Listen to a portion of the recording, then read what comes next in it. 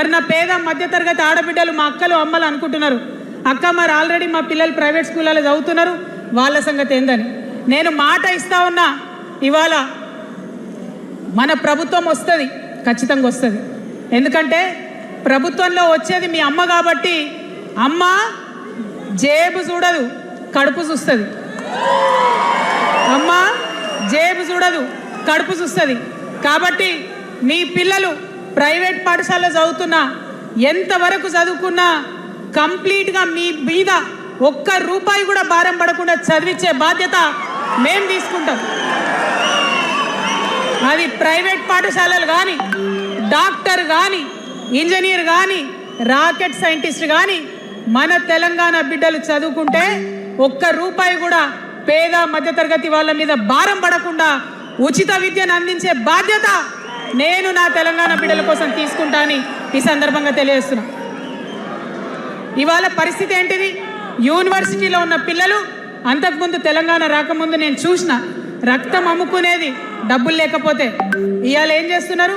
బావర్చి కాడ gig worker లెక్క గోడ మీద కూర్చొని వెయిట్ చేస్తున్నారు. అవునా కాదా? ఎందుకంటే ఆ గిగ్ వర్కర్ చేస్తే అంతో ఇంతో పైసలు వస్తాయి, పేరెంట్స్ మీద ఆధారపడకుండా ఉండొచ్చు అని.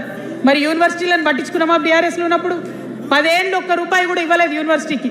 ఆ యూనివర్సిటీ మిత్రులకు, పాఠశాలలో ఉన్నటువంటి వారందరికీ నేను ఒకటే ప్రపోజల్ చేస్తున్నా, మీరు ఎంత చదువుకుంటారో చదువుకోండి, ఒక్క రూపాయి కూడా మీ మీద భారం పడకుండా చదివించే బాధ్యత తెలంగాణ రాష్ట్ర సేన తీసుకుంటుంది.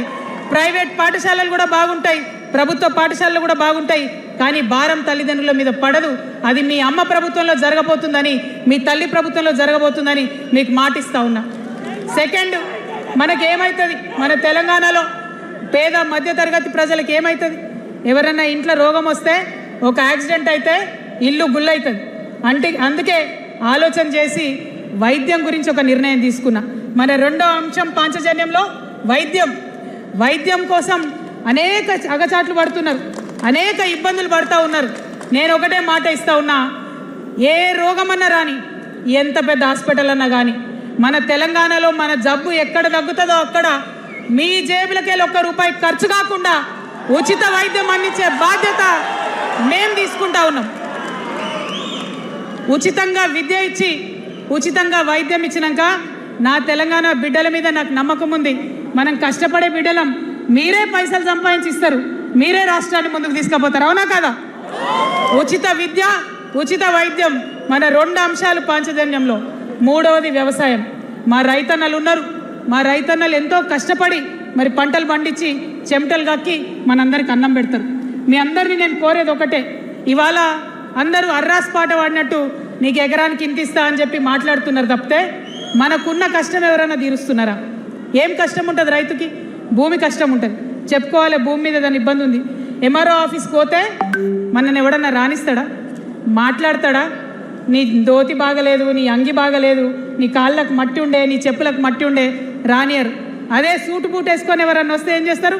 పిలిచి కూసోబెట్టి, చేంబర్లో కూసోబెట్టి, చాయ్ ఇచ్చి, కాఫీ ఇచ్చి అన్ని పనులు చేసి పంపుతారు. మన ప్రభుత్వం రాబోతా ఉంది. ఆ ప్రభుత్వంలో రైతే రాజు అనేటటువంటి నినాదాన్ని నిజం చేస్తాం.